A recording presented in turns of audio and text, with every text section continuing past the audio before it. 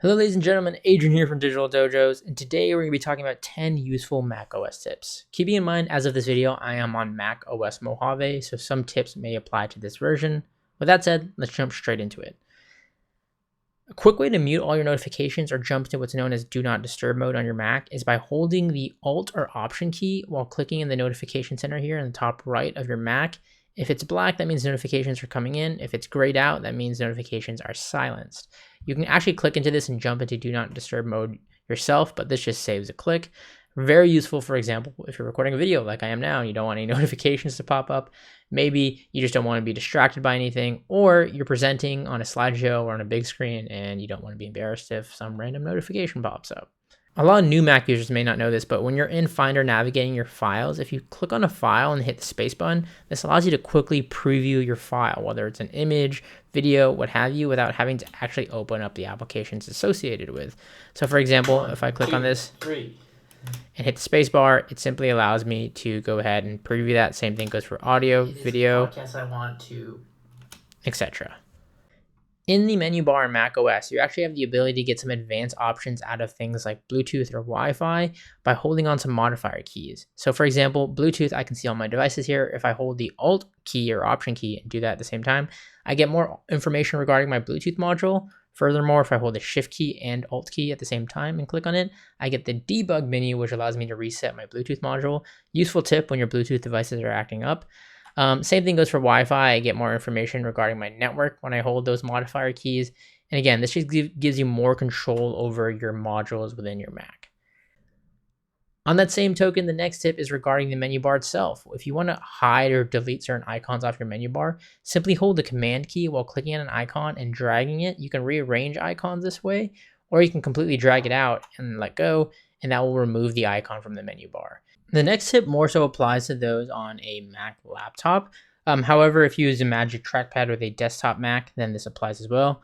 It's really useful to learn the gestures in your Mac. And if you go into System Preferences, Trackpad in this case, and click on More Gestures, or even scroll and zoom, you can learn more about the Mac and how the gestures work, whether it's scrolling or things like Mission Control, which a lot of people actually don't know about. So for example, if I open up a window here, multiple windows, let's go ahead and open up another Chrome window, and I swipe 3 fingers up. That opens up Mission Control, which shows me all of my open windows, and I can quickly jump to a window that way. Additionally, it shows me my virtual desktops, or what's called spaces on macOS, which a lot of people don't actually know about. You can have virtual desktops here, so I can just open up another desktop and have another virtual environment that way. So again, it's really worth learning your gestures and using things like Mission Control or changing up the gestures to something that works better for you. Next up, screenshots. A lot of people ask how you do this in macOS, especially for new users. Command-Shift-4 allows you to actually do it in terms of selecting a window portion. So you get this crosshair, then you can simply drag and freely kind of screenshot something. And if you're like me, I screenshot a lot of stuff. That sounded weird. However, if you use Command-Shift-5, this will actually give you the new screenshot tool in macOS Mojave.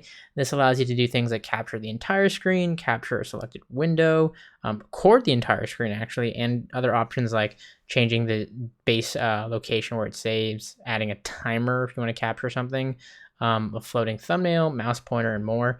Really useful for things like tutorials or if you're just trying to grab something off the internet. Again, just a quick way to screenshot. Next up is continuity. This is a really popular feature that a lot of people don't necessarily use, but if you're in the Apple environment, it's definitely worth checking out. Now, if you have an iOS device like an iPhone and a MacBook here, and they're both on the same either Wi-Fi network or Bluetooth connection, but more importantly, have to be logged into the same Apple ID, you can use what's known as continuity. This allows you to quickly sync between your devices. If I simply right click here, I can go ahead and import from my iPhone or iPad. In this case, both my devices are near me right now. If I say take photo with my iPhone here, on my iPhone, it's automatically going to jump to the camera app and I take a photo, hit use photo, and I quickly paste that in just like that. Really, really useful if you quickly want to grab something, paste into the Notes app or what have you. Furthermore, with things like continuity, you can also sync between the copy and paste board. You can see continuity. Notice I have the Notes app open here on my iPhone. I wrote the word testing on my iPhone, and if I hit paste, it automatically pastes what I typed on my iPhone here. This is super useful for when you have links on your iPhone that you kind of want to quickly access on your Mac. The same thing works for things like Safari browsers. You can automatically open up links on your iPhone, on your Mac. Again, all of this through continuity. Find your quick actions. This is actually something I just recently learned about. When you take a lot of images, for example, and you want to quickly bulk edit something, if you highlight multiple files, right click and go into quick actions, you have the option to do things like rotate the images left, right, etc. You can also automatically compile and create a PDF. I personally really like the rotate options just because when I accidentally take a picture in the wrong orientation and I need to move multiple images to a specific orientation, it's easy for me to select multiple files and then right click, quick action, and then do the rotate feature or what have you. The create PDF is also super useful if you have documents or what have you that you want to quickly compile with, well, quick actions. Next up is a quick tip to record your iPhone or iPad screen on Mac OS by using QuickTime Player. QuickTime is built into all Macs, so if you open up QuickTime Player on a recent version of Mac OS and click on the File option, hit New Movie Recording.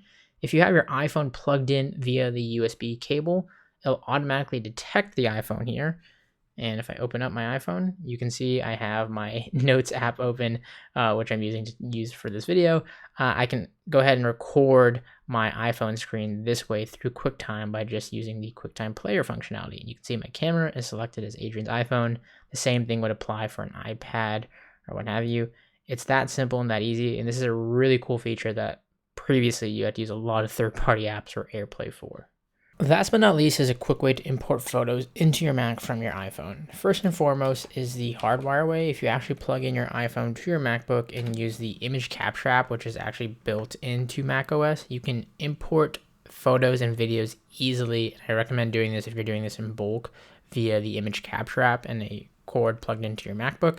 Otherwise, you can use what a lot of people forget exists on the Mac, AirDrop. If you enable AirDrop on your iPhone and AirDrop on your Mac, this uses Bluetooth to essentially share photos between your Mac or your iPhone. So for example, I can go ahead and go into my Photos app, AirDrop to my MacBook here, and the photo here will go ahead and import directly into my Mac. That easy, that simple.